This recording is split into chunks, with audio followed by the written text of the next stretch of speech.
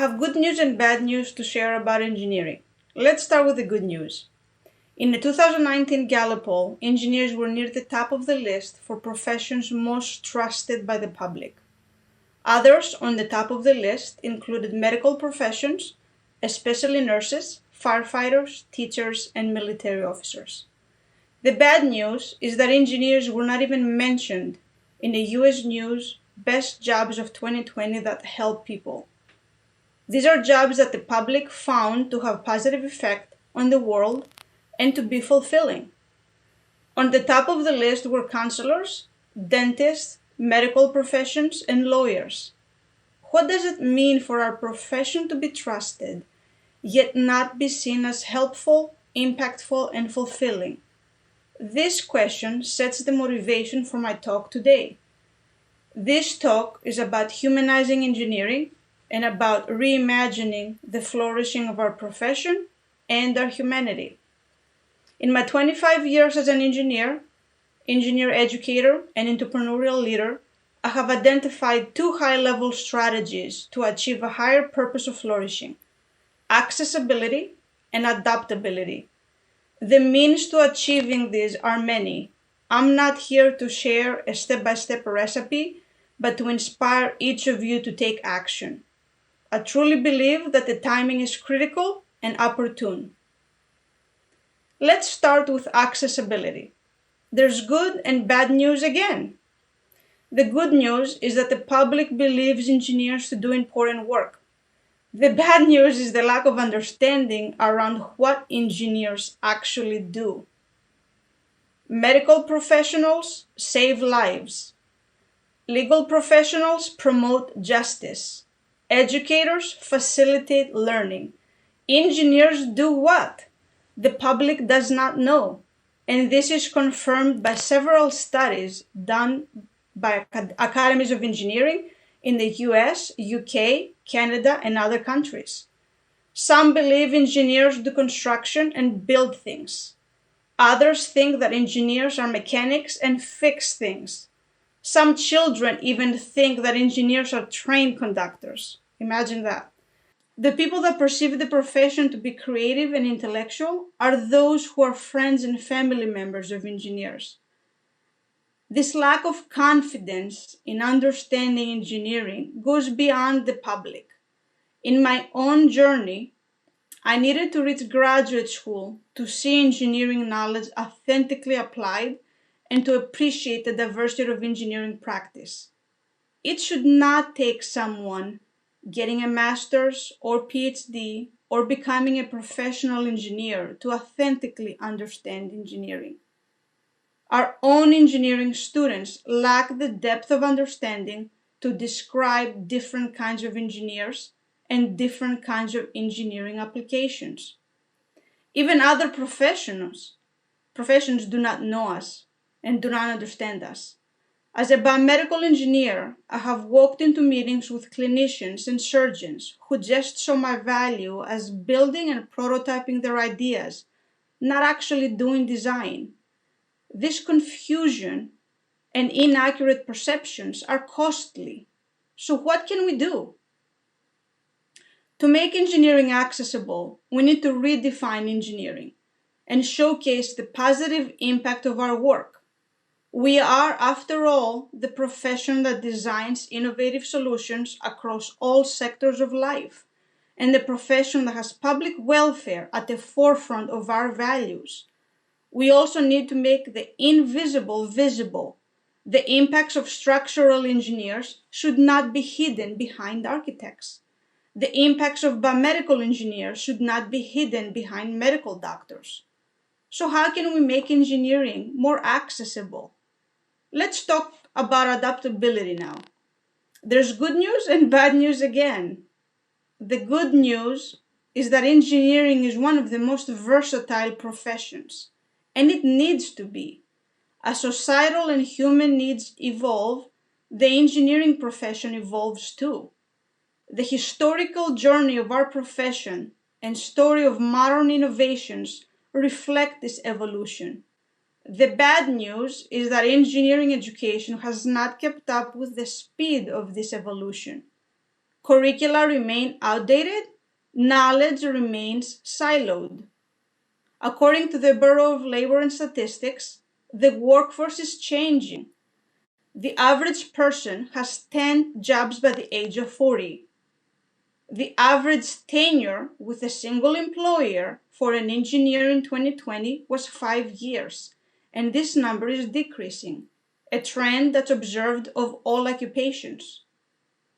If engineers are changing jobs every 5 years, how well is a 4-year degree preparing them?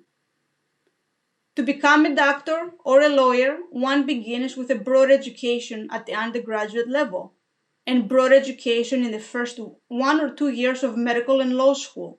Specialization takes place over time.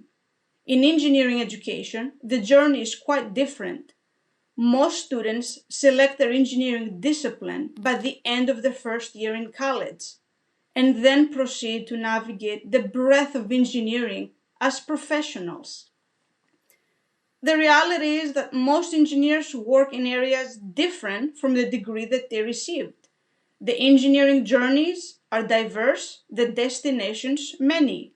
Some progress through diverse engineering careers, others become CEOs, and others do work in areas that did not even exist when they were pursuing a 4-year degree. I'm not suggesting that a disciplinary or specialized education should be replaced. I simply argue that our curricula and education need to be flexible and relevant to society, the students, and industries they serve. So what can we do to make engineering adaptable? We must showcase the versatility of our profession. An engineering degree lays the foundation not only for the first job, but for a lifetime of careers. As an example, we should be proud that 25% of top-performing CEOs are engineers. This showcases versatility. We must also stay current to the societal needs of today and needs of the future. Curricula should be changing annually, and what we teach should authentically represent engineering practice. Our curricula should be so agile that they can immediately integrate engineering grand challenges like the pandemics, the social and ethical dilemmas, the environmental challenges, and so on. So how can we make engineering more adaptable? For anyone who says it cannot be done, I will share a little bit about how we have put accessibility and adaptability to action at Wake Forest Engineering.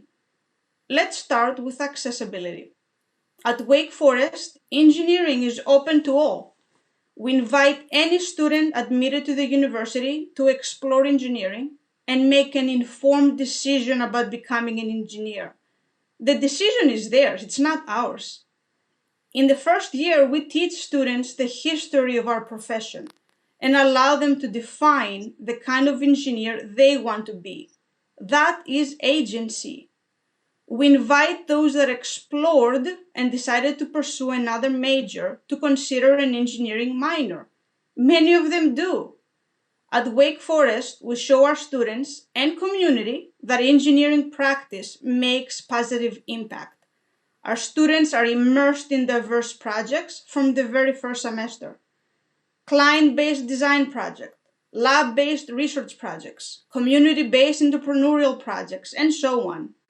Real and diverse stakeholders are identified for every project. Some stakeholders are engineers, most are not. Projects are sourced from everywhere. The most successful projects are from our students. In terms of adaptability, at Wake Forest, the engineering curriculum is flexible and current. 60% of the curriculum is common engineering knowledge, and 40% is courses and experiences that students select. Their engineering interests are so diverse. Even while having over 12 engineering disciplines represented in our faculty, we hire practicing engineers to bring additional engineering applications to us and in areas that are driven by student interest. At Wake Forest, engineering practice is about versatility and integration. Students interested in biomedical applications and civil engineering applications are learning and applying the fundamentals together in the same class, in the same engineering class. Over 60% of our students pursue a second major or minor. Over 50% pursue study abroad. Over 60% participate in undergraduate research. Over 70% do internships. To prepare students for real-world engineering practice, we invite philosophers, entrepreneurs, historians, social scientists, policy experts, and so many others to teach with us. This integration makes better engineers. We cannot do it alone. We're currently working with philosophers to infuse virtues and character in the curriculum. At Wake Forest Engineering, we have achieved an inclusive and collaborative culture. Our students graduate with curricular and extracurricular experiences that parallel any internship. We have 40% female students and 55% female faculty. If medical and law schools can achieve a gender balance, so can engineering. In summary, my journey has taught me that humanizing engineering is the key to our survival and our flourishing. By humanizing engineering, we empower not only engineers, but we empower society. We make visible what is too often hidden.